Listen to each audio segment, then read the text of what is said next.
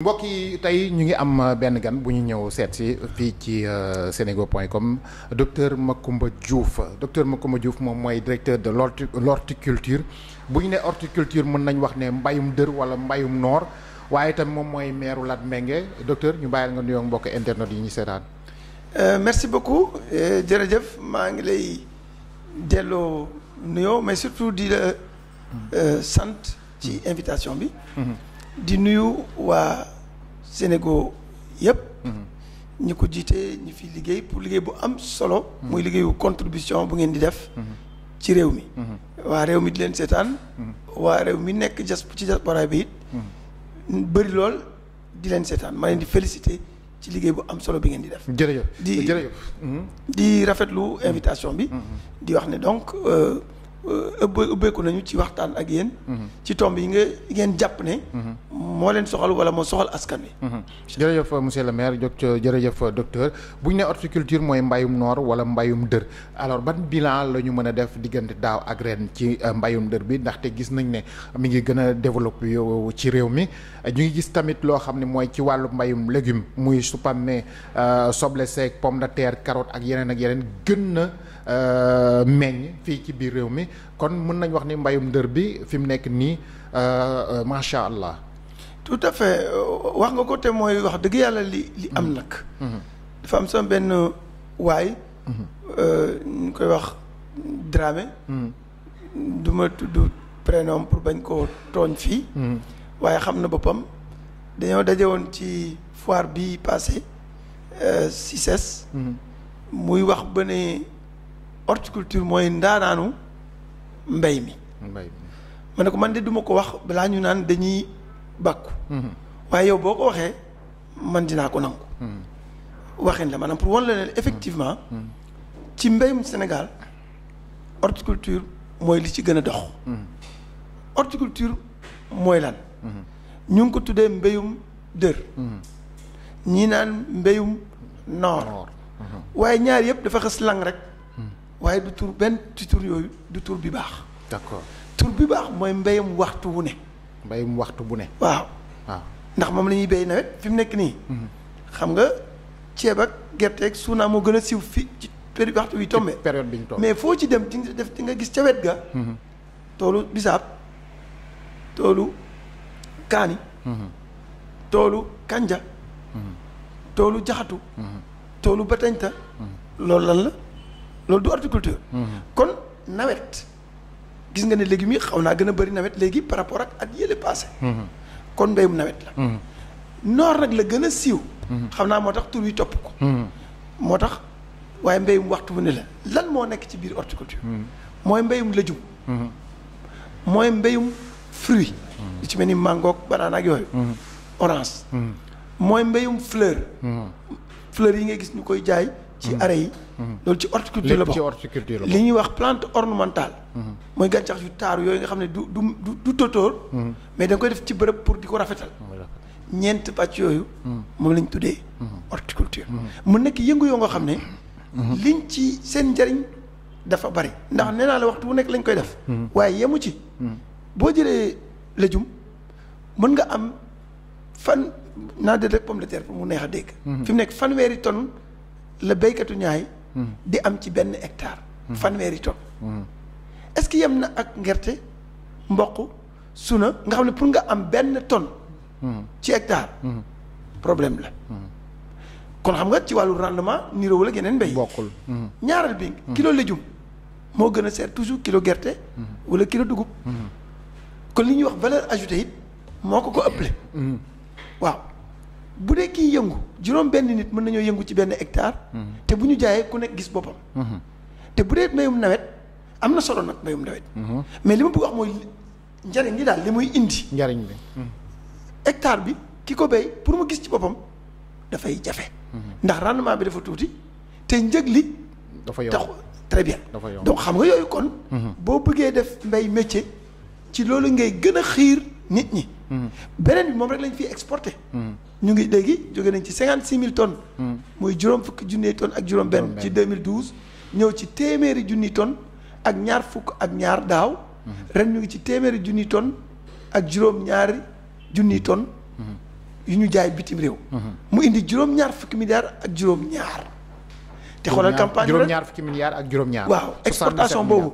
dugal na ko. te exportation rek laa la wax de maanaam li jóge ci horticulture te ñu jaay ko bitim réew.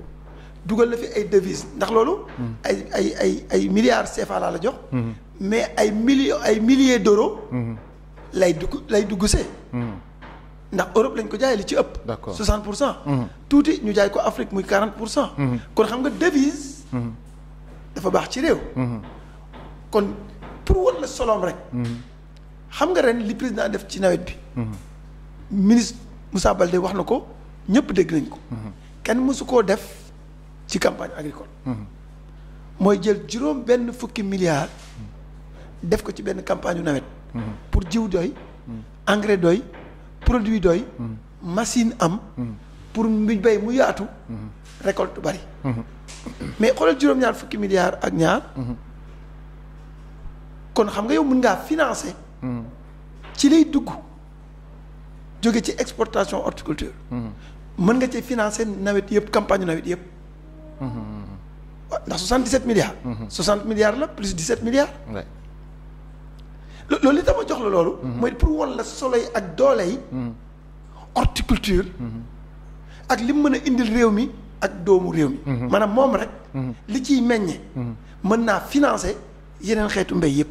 te tamit nekk na loo xamante ni tamit bu ñu ko bayee. ak mbay mi ni muy baaxee. day gënal askanu Sénégal ba tax na marché bi dina yomb surtout jigéen yi nga xam ñoom ñooy dem marché leneen carotte ak supame lépp dana yomb waaye tamit wax nga ci production bi am na doole lool macha allah fi mu nekk nii mën nañ wax ne mbay moom baax na waaye tamit ci wàllu zone des Niayes bi am na ñenn ñi nga xam ne ku ci mel ni ki kenn koo xamante ni xëy na bokk na ca di Issa Omar Bass wax na ne am nañu surproduction maanaam production bi dem nañ ba fi ñu ko yaakaaree weesu na seen njort waaye mu mel ni ki pour ñu jaay nekk na loo xam ne lu jafe la ndax bàyyi nañu ay marocain ñu dugg ci biir réew mi di fi jaay supame di filière boo xam ne dem nañ ba def surproduction loolu mën nga ci ay tontu. waaw loolu am naa ci ay tontu. li may wax d'abord mooy loolu ngay wax loolu xam naa war na yàgg. mois de janvier la woon. waaw mois de janvier la woon. te benn filière la it bu ñuy wax chou. supame. chou boobu. bi mu dabsee. filière yi ñu mën a tuddee filière de grande consommation. mooy yi nga xam ne moom la Sénégal yi di gën a jëfandikoo. muy muy carotte ak ñoom seen ñoom. mu ngoog carotte la. pomme de terre. ak soble. bi mu leen dabsee. yàggul. kon xam nga taarix ak xam. ak maîtriser bi ñu maîtriser filière yi ba mën a dakkal. importation yi. importation mooy jëggaane bi ñu ko jëggaane bitim réew. ñu dakkal ko ne kenn dootu ko fi indi. xam nga loolu daf lay wóor ni. li fi nekk doy na. sinon coow topp la. kon chou wax na dëgg ànd na ak moom ci ni ñaar wala ñetti at yi passé production bi yokku na bu baax. loolu wax na dëgg. mais loolu yàggul. kon pour ñu appliquer ko gel mooy. le fait ñu naan léegi. arrêté leen très bien yi. il fallait ñu organiser ko. mooy am visibilité mooy am gis-gis bu leer.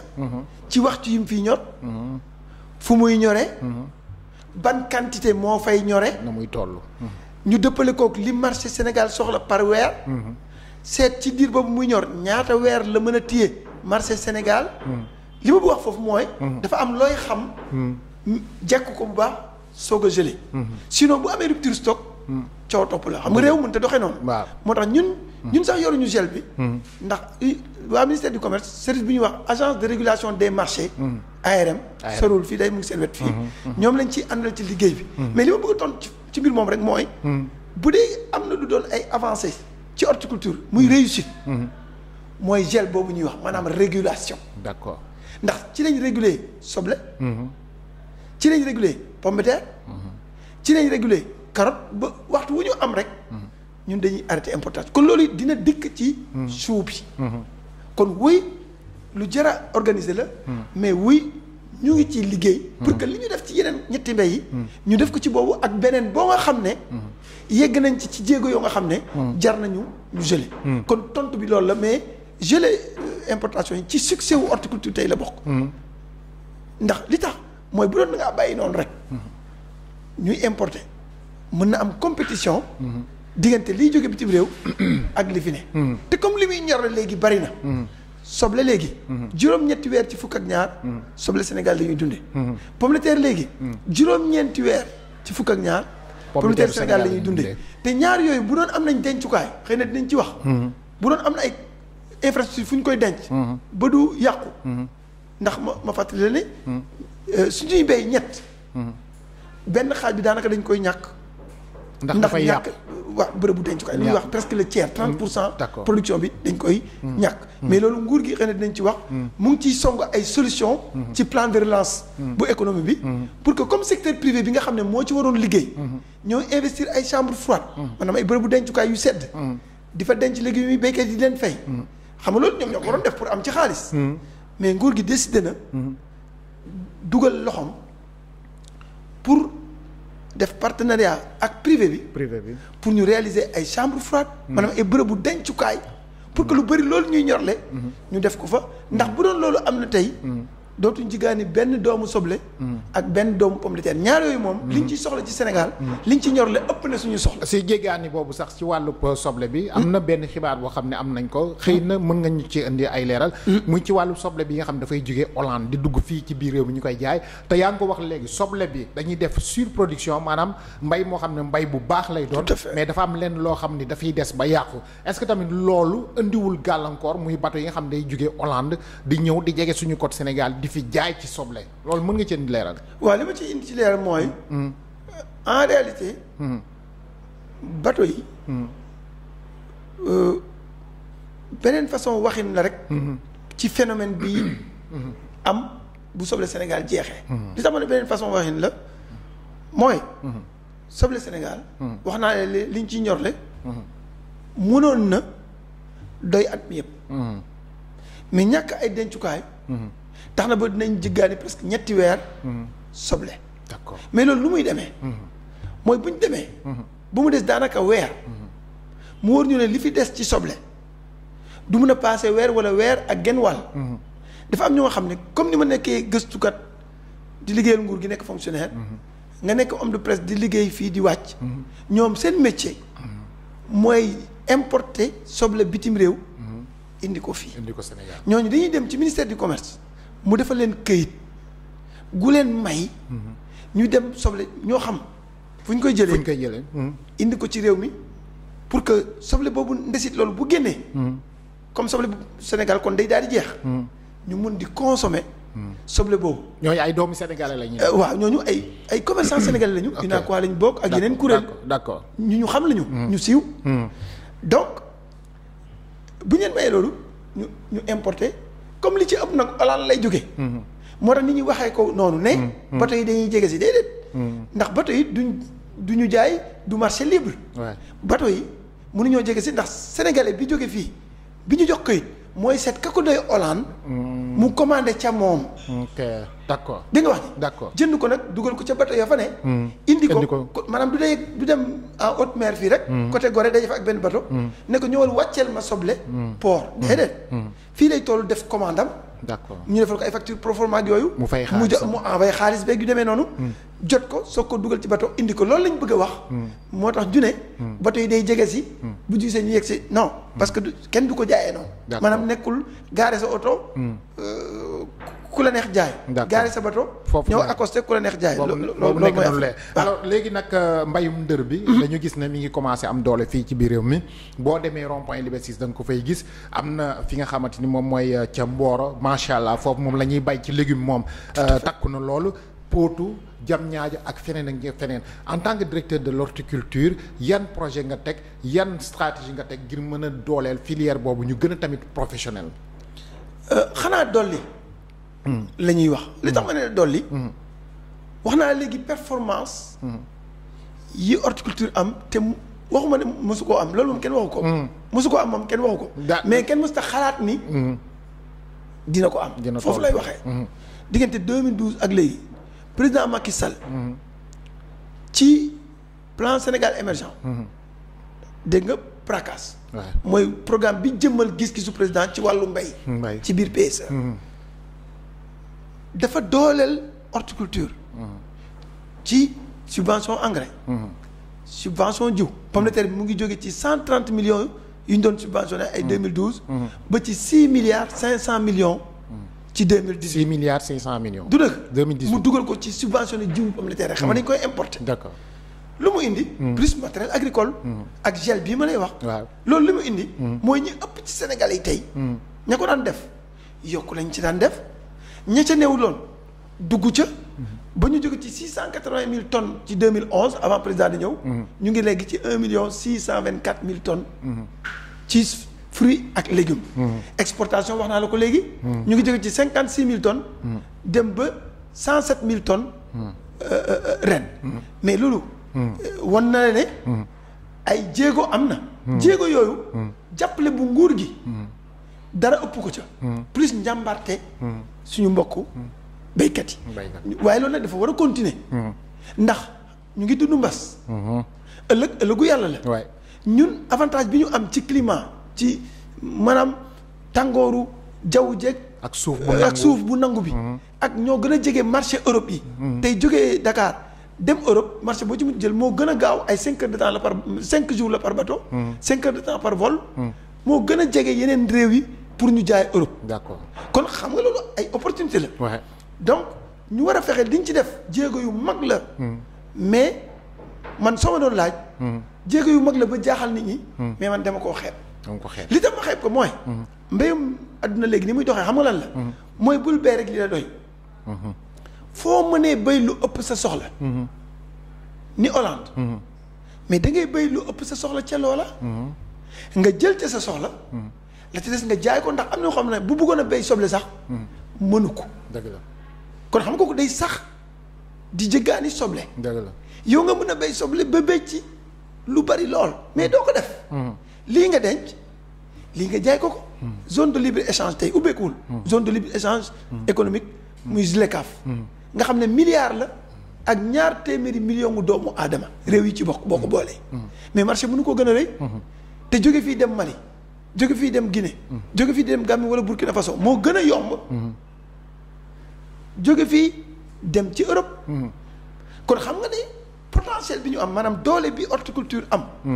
mën naa yokk lool ci rendement yi. ndax bu ñu yokkee jiw yi yokk engrais bi ndax mbayu dër dafa soxla engrais bu bari. yokk matériel bi ba nga xam ne waa ñaay. waa Mboro yooyu ngay wax. waa Mboro bu dootuñu jiyati pomme de terre ak loxo. ndax am na ñu koy jiyee loxo loolu passé nañ ko. am na li machine yi ñuy wax planteuse. nga xam ne doom bi lu mu lay jël noonu. ji ko loolu yëpp yaa ngi ci. ñu ngi ci. ñu ngi ci benn programme boo nga xam ne. président de la République la ñuy bàyyee primeur bi. ak professeur Moussa Baldé. ministre de l'agriculture pour ñu wax ci. programme de relance de l'économie nationale yaa ngi koy dégg.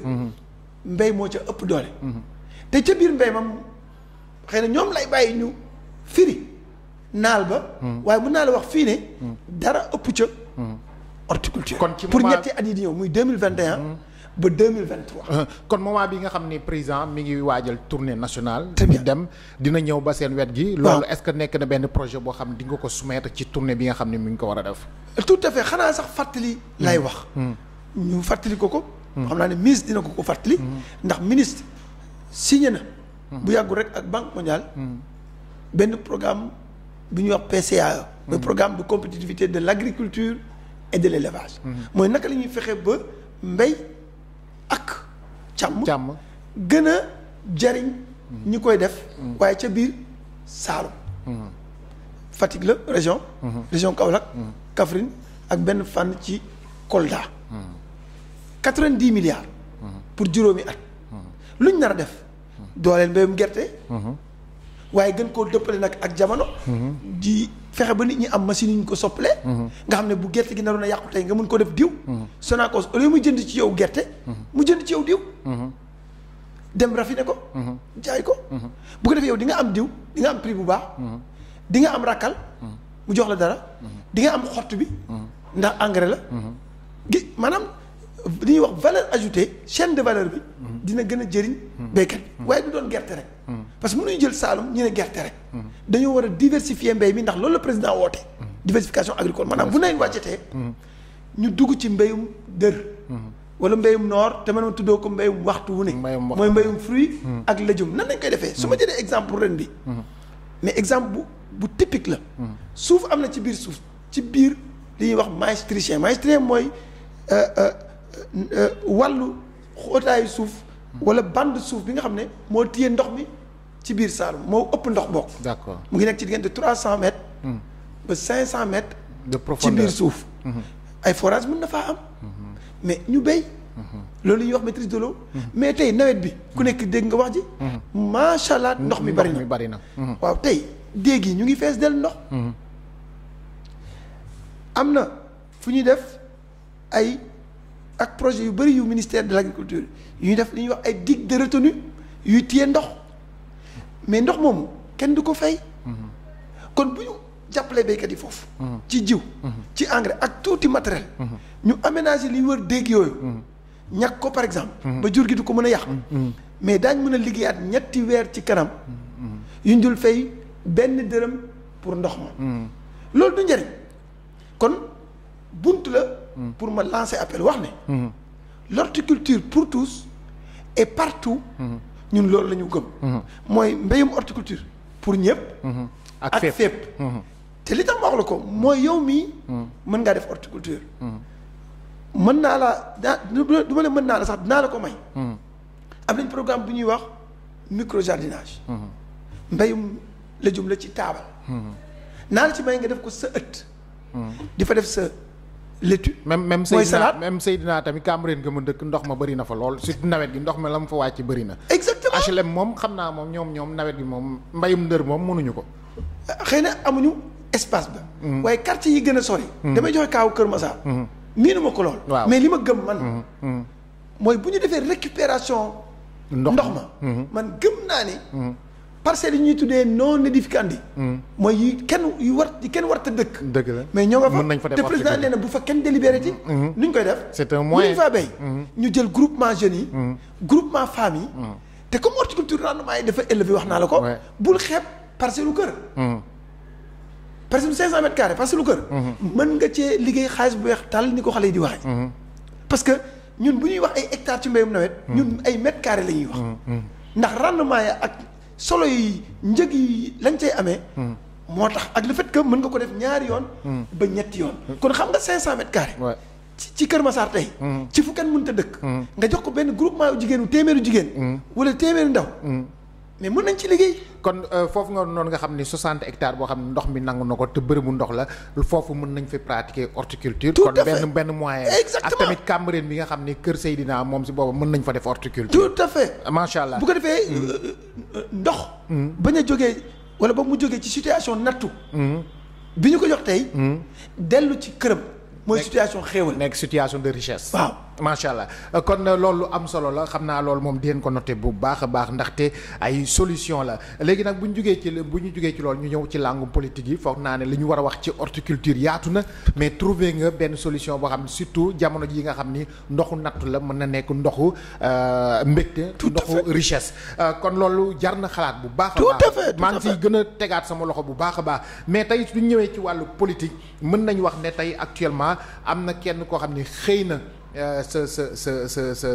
sa rival la xëy na yéen ñaar yéen a bokk langue politique yi ci Latmingué ku ci mel ni kii El Hadj Malick Gueye ex député nee na bañ la falee ba tey te bokk nañ ci ñi la jàppale fal la ca Latmingué nga nekk maire bi da nga ko mujjee trahir dafa am lu dox seen diggante wala nu mu demee noonu. non dama yaakaar ne xëy na comme mënuma inventé kan moo ko wax. mais damay yaakaar ne warta mën a doon. El Hadj Malick Gueye sama frère boobu. xam nga li tax ma wax ne warta mën a doon moom. mooy moom ci ñi ma doon jonganteel. ci la bokk. maanaam bi may laaj mairie bi sa adversaire politique la woon ci mairie bi tout à fait ci maanaam liste. d'accord. concurrente. la woon maanaam biñ naan ñoom diw. dañuy wut maire bi ñoom diw dañuy weer maire bi. noonu la amoon groupe am. di ko wut comme man. d'accord te defe naa maa ko jël. te. defuma ko adversaire parce que man li ma gëm tey mooy. sama commune. aw ma fa adversaire. non vraiment. et je suis sincère. mais sa adversaire la parce que moom la ñuy gën a gis muy génn di wax ci langue politique bi. wax nga wax ji. di wax. man nag yàlla nattoon na ma. te xéwal laa ko def man plutôt. mëneewu ma wax. as jëf laa gën a bëgg a mane. gëm naa ne it ci yoon woowu laa ne. moo tax defe naa miinoo ma. ci wax. ci politique média bi. waaye boo yaakaar naa dinaa la invité def naa di nga ko nangu. boo demee tey Latmingué. dëkk bu la neex. nga def sa tànn bu la neex nga sànni pile ou face. ma jox la juróom-ñetti fukki dëkk ak ñeent. nga jël ca benn bu la neex nga dugg fa. nga yor sa micro. man loolu laa bëgg nga def après ñu waxaat. parce que su ma nee ne def naa. wala nangam. wala ma ne demal dëkk tey mën ngaa xam. boo demoon Latmingué tey. di nga xam lan moo tax politique de développement. gën politique gu wax. bokkul moom ci ñi la samp ci mairie bi. déedéet wax dëgg yàlla. ah kon boog lan moo tax mu ne bokk moo na ci tax ñi la samp moo tax ma ne la moo tax ma ne damaa jàpp ne. dangaa juum wala moom ba mu koy wax. moom moo daa juum. parce que ci ñi ma jàkkaar looloon. j'insiste. ñu bëgg mairie bi. moom ci ñooñu la bokkoon. kon xam nga kooku jàppale wu ma. ki xëccoo am listam. am ay nombre de voix. kooku àndul ak yow. kon loolu amul. kon li tax ma wax la loolu ne la mëneewu ma wax. dama gëm ne politique. depuis toujours. l'art de gérer la cité la ñuy wax. maanaam yoon la war a doon. pour suqali gox yi gox-goxaan yi. dimbale askan wi. maanaam da ngay am métier. soog caa dugg. yàlla defal ma sutura nag wax dëgg yàlla. am naa métier. kon delloo njukkal sama askan rek. moo ma dugal ci politique. dem naa ba da ngay delluwaat ak moom prochain kii bi. waaw pour sampaat sa nënd. waaw c'est clair. am na ku ma ko tontu woon ci seen mbokk yi waaye moom laa lay tontuwaat mooy tey. candidat la. waaye fexe bu ma nekk candidat moo gën a jafe. fexe bu ma nekkaat maire. d'accord. loolu mooy wax ci loolu mooy lan. candidat la leer na. waaye fexe bu ma nekk candidat moo gën a jafe. fexe bu ma nekkaat maire. d'accord bu ñu fi yàlla bàyyee. incha allah may ñu wér may ñu ay fan. lan lañ ngay tàggatoo monsieur le maire. li may tàggatoo mooy d'abord. njëkkee. mujjee li ma waroon a njëkkee. mooy def ko ku bu mag nuyu waa Latmingué. nuyu waa Saloum. waaye wax leen ni. président Macky Sall. jàmbaaru développement. jàmbaaru Sénégal. jàmbaaru mbay. mu ngi ñëw. yal na yàlla indi ko. ci jàmm. delloo ko ci jàmm. lu muy wut si. yëg bu mu yëg ci ñun. nemmeeku si ñu. te dina gis lim ñu jàppalee woon. ci mbay mi. fan la jeexital. loolu suñu kanam ñëwaale pour campagne. ñëwaat déedéet. pour campagne. déedéet non pour d'abord pour gis. li ñu defee. lam ñu joxoon. gis tolluwaayu nawet bi. waaye weccoo ak ñu nit. ci jubluwaay bi. lan la war a doon. kii ñëw loolu di kii ñëw ngir loolu nag. war nga koo teeru. teeral ko. xam naa ne moom la ñuy def. waaye fàttali dina jariñ. maa ngi di fàttali ne seen mbokk seen doom parce que man li ma jàpp gëm ko mooy Saalum Saalum la. séeréer la. moo tax d'ailleurs du ma ko wax dara. bokkul ci tukulóor yi may tooñ. moom séeréer la. président Macky ci ñun la bokk. su ma nee ñun séeréer la waxin la rek pour. da ngeen ko foqati donc suñu mbokk la.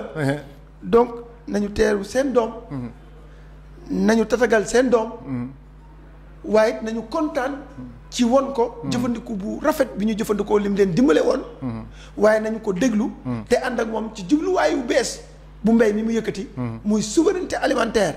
fii ak ñetti at muy 2021 à 2023. ñu déglu ko ubbi ay nopp yu bu baax. déglu ko ci ay ndigam ak i joxoñam. te pare pour songaat mbir yi ànd ak moom pour que objectif boobu réew mi atteindre. jërëjëf monsieur le maire.